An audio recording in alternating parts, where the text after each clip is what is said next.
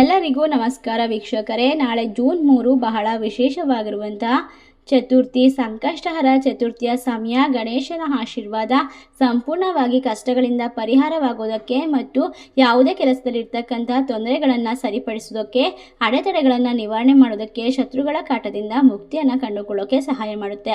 ಹಾಗಾದರೆ ನಾಳೆಯ ಒಂದು ವಿಶೇಷವಾದ ಸಂಕಷ್ಟಹರ ಚತುರ್ಥಿಯಿಂದ ಯಾವ ರಾಶಿಯವರು ಅದೃಷ್ಟವಂತರು, ಯಾವೆಲ್ಲ ರೀತಿಯ ಲಾಭವನ್ನು ಕಂಡುಕೊಳ್ತಾರೆ, ಯಾವ ರೀತಿ ಸಂತೋಷದ ಜೀವನವನ್ನು ನಡೆಸ್ತಾರೆ, ಮನಸ್ಸನ್ನು ಸಂತೋಷವಾಗಿಟ್ಕೊಳ್ಳುವಂತಹ ಸಂದರ್ಭ ಯಾವ ರೀತಿ ಸೃಷ್ಟಿಯಾಗುತ್ತೆ, ಮನೆಯಲ್ಲಿ ಮತ್ತು ವಿದ್ಯಾರ್ಥಿಗಳಿಗೆ ವಿದ್ಯಾಭ್ಯಾಸದಲ್ಲಿ ಆಗುವಂತಹ ಪ್ರಗತಿಯ ಒಂದು ಸಾಧ್ಯತೆಗಳು, ದೊಡ್ಡ ಮಟ್ಟದ ಯಶಸ್ಸನ್ನು ಪಡೆದುಕೊಳ್ಳೋಕೆ ಯಾವ ಪರಿಹಾರವನ್ನು ಮಾಡಬೇಕು, ಎಲ್ಲವನ್ನ ಕೂಡ ಸಂಪೂರ್ಣವಾಗಿ ವಿಶೇಷವಾಗಿ ನೋಡ್ತಾ ಹೋಗೋಣ. ಅದಕ್ಕೂ ಮುನ್ನ ನೀವು ಕೂಡ ಗಣೇಶ ದೇವರ ಭಕ್ತರಾಗಿದ್ದರೆ ವಿಡಿಯೋಗೆ ಒಂದು ಲೈಕ್ ಕೊಟ್ಟು ತಪ್ಪದೇ ಓಂ ಗಂ ಗಣಪತಿಯ ನಮಃ ಎಂದು ಕಮೆಂಟ್ ಮಾಡಿ ನಮ್ಮ ಚಾನಲ್ಗೆ ಸಬ್ಸ್ಕ್ರೈಬ್ ಮಾಡಿ. ಜ್ಯೋತಿಷದ ಲೆಕ್ಕಾಚಾರದ ಪ್ರಕಾರ ಜೂನ್ 3ರಂದು ಹಲವಾರು ರೀತಿಯ ಶುಭ ಯೋಗಗಳು ಏಕಕಾಲದಲ್ಲಿ ರೂಪುಗೊಳ್ತಾ ಇದೆ. ಚಂದ್ರನು ದೇವಗುರು ಗುರುವಿನ ಆಳ್ವಿಕೆಯಲ್ಲಿ ರಾಶಿ ಚಕ್ರವಾದ ಧನಸ್ಸು ರಾಶಿಯಲ್ಲಿ ಸಾಕ್ತಾ ಇದ್ದಾನೆ. ಇದರಿಂದಾಗಿ ಸಂಕಷ್ಟಹರ ಚತುರ್ಥಿ ಕೂಡ ಈ ಸಂದರ್ಭದಲ್ಲಿ ಬಂದಿರೋದ್ರಿಂದ ಈ ರಾಶಿ ಚಕ್ರದವರಿಗೆ ಬಾಳಿನಲ್ಲಿ ಇರ್ತಕ್ಕಂತಹ ಸಮಸ್ಯೆಗಳನ್ನ ಪರಿಹಾರ ಮಾಡಿಕೊಳ್ಬಹುದು. ಹೊಸ ನೌಕರಿಯ ಸಾಧ್ಯತೆಗಳಿದೆ. ಹಳೆಯ ಕೆಲಸದಲ್ಲಿ ಬಡ್ತಿ ಸಿಗುತ್ತದೆ. ನಿಮ್ಮ ಮನಸ್ಸು ಬಯಸುವಂತಹ ಕೆಲಸಗಳನ್ನ ನೀವು ಬರಮಾಡ್ಕೊಳ್ತೀರಾ.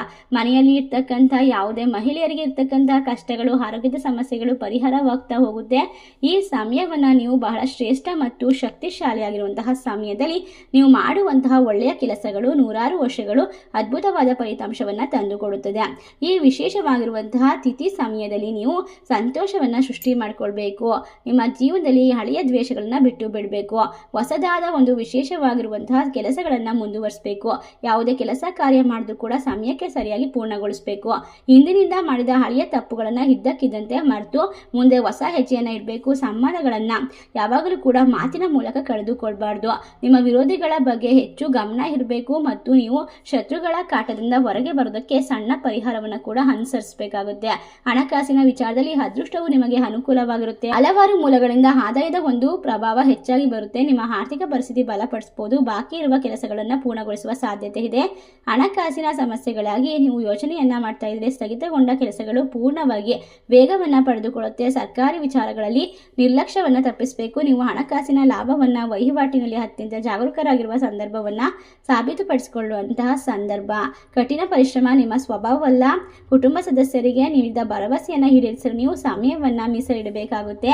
ಮನೆಯಲ್ಲಿ ಇರ್ತಕ್ಕಂತಹ ವಿದ್ಯಾರ್ಥಿಗಳು ವಿದ್ಯಾಭ್ಯಾಸದಲ್ಲಿ ಪ್ರಗತಿಯನ್ನ ಸಾಧಿಸ್ತಾರೆ. ಮನಸ್ಸು ಯಾವಾಗಲೂ ಹೆಚ್ಚು ಸಂತೋಷವಾಗಿರುತ್ತೆ. ಕುಟುಂಬದ ಜೊತೆಗೆ ಪ್ರಯಾಣವನ್ನ ಮಾಡಬಹುದು ಮತ್ತು ನಿಮ್ಮ ಎತ್ತವರ ಆಶೀರ್ವಾದದೊಂದಿಗೆ ಆಸೆಗೆ ಸಂಬಂಧಪಟ್ಟಂತಹ ಒಳ್ಳೆಯ ಸುದ್ದಿಯನ್ನು ಕೇಳೋದಕ್ಕೆ ಇದು ಸಂದರ್ಭ. ಸುಸೂತ್ರವಾಗಿ ಎಲ್ಲವೂ ನಡೀತಾ ಹೋಗುತ್ತೆ. ಕೋರ್ಟ್ ಕೇಸ್ ವ್ಯವಹಾರ, ವ್ಯಾಪಾರ ವ್ಯವಹಾರದಲ್ಲಿ ಇರ್ತಕ್ಕಂತಹ ಪ್ರತಿಯೊಂದು ಸಮಸ್ಯೆಗಳನ್ನ ಪರಿಹಾರ ಮಾಡ್ಕೊಳ್ತೀರಾ. ನಿಮ್ಮ ಒಳ್ಳೆಯ ಮನಸ್ಸಿನ, ಒಳ್ಳೆಯ ಹೃದಯಕ್ಕೆ ಯಾವಾಗಲೂ ಕೂಡ ಒಳ್ಳೆಯದೇ ನಡೆಯುತ್ತೆ ಅನ್ನೋದನ್ನ ಯಾವಾಗಲೂ ನೆನಪಿಟ್ಕೊಳ್ಬೇಕು. ಆದ್ದರಿಂದ ನಿಮ್ಮ ಕಾಳಜಿ, ನಿಮ್ಮ ಬಗ್ಗೆ ನೀವು ವಹಿಸೋದು ಮುಖ್ಯ. ನಿಮ್ಮ ಆರೋಗ್ಯದಲ್ಲಿ ಸ್ವಲ್ಪ ವ್ಯತ್ಯಾಸ, ಏರುಪೇರಾದರೂ ಕೂಡ ತಕ್ಷಣವೇ ವೈದ್ಯರನ್ನ ಸಂಪರ್ಕಿಸಿ ಎಲ್ಲವನ್ನ ಸರಿಪಡಿಸ್ಕೊಳ್ಳಿ. ನಿಮ್ಮ ಆರೋಗ್ಯವೇ ಭಾಗ್ಯ. ಆರೋಗ್ಯ ಅದ್ಭುತವಾಗಿದ್ರೆ ಹಣವನ್ನ, ಯಶಸ್ಸನ್ನ, ಕೀರ್ತಿಯನ್ನ ಎಲ್ಲವನ್ನ ಸಂಪಾದನೆ ಮಾಡ್ಕೊಳ್ಬಹುದು. ದೇವರ ಕೃಪೆಗೆ ಪಾತ್ರರಾಗಬಹುದು. ಅದೇ ರೀತಿ ಈ ಸಂದರ್ಭದಲ್ಲಿ ನೀವು ಮಾಡಬೇಕಾದ ಸಣ್ಣ ಪರಿಹಾರ ಏನು ಅಂತ ನೋಡೋದಾದ್ರೆ, ಕಷ್ಟದಲ್ಲಿರ್ತಕ್ಕಂಥವರಿಗೆ ಸಹಾಯ ಮಾಡಬೇಕು. ಓದುವಂತ ಮಕ್ಕಳಿಗೆ ಪುಸ್ತಕ ಅಥವಾ ಪೆನ್ಸಿಲ್ ಅನ್ನ ಕೊಡಿಸಬೇಕು. ಇದರಿಂದ ಗಣೇಶನ ಆಶೀರ್ವಾದ ನೇರವಾಗಿ ನಿಮ್ಮ ಮೇಲೆ ಬೀಳುತ್ತದೆ. ಈ ಮಾಹಿತಿ ನಿಮಗೆಲ್ಲ ಇಷ್ಟವಾಗಿದ್ರೆ ನಿಮ್ಮ ಫ್ರೆಂಡ್ಸ್ ಅಂಡ್ ಫ್ಯಾಮಿಲಿಗೆ ಶೇರ್ ಮಾಡಿ. ಇಷ್ಟೆಲ್ಲ ಅದೃಷ್ಟವನ್ನ ಕಂಡುಕೊಳ್ಳುವ ರಾಶಿಗಳು ಯಾವ್ಯಾವು ಅಂತ ನೋಡೋದಾದ್ರೆ, ವೃಶ್ಚಿಕ ರಾಶಿ, ಸಿಂಹ ರಾಶಿ, ತುಲಾ ರಾಶಿ, ಮೇಷ ರಾಶಿ, ಕಟಕ ರಾಶಿ, ಧನಸ್ಸು ರಾಶಿ. ಈ ರಾಶಿಗಳಲ್ಲಿ ನಿಮ್ಮ ರಾಶಿ ಇದ್ದರೂ ಇಲ್ಲದಿದ್ದರೂ ಭಕ್ತಿಯಿಂದ ನಿಮ್ಮ ಫ್ರೆಂಡ್ಸ್ ಅಂಡ್ ಫ್ಯಾಮಿಲಿ ಶೇರ್ ಮಾಡಿ. ಸರ್ವೇ ಜನ ಸುಖಿನೋ ಭವಂತು. ಧನ್ಯವಾದಗಳು.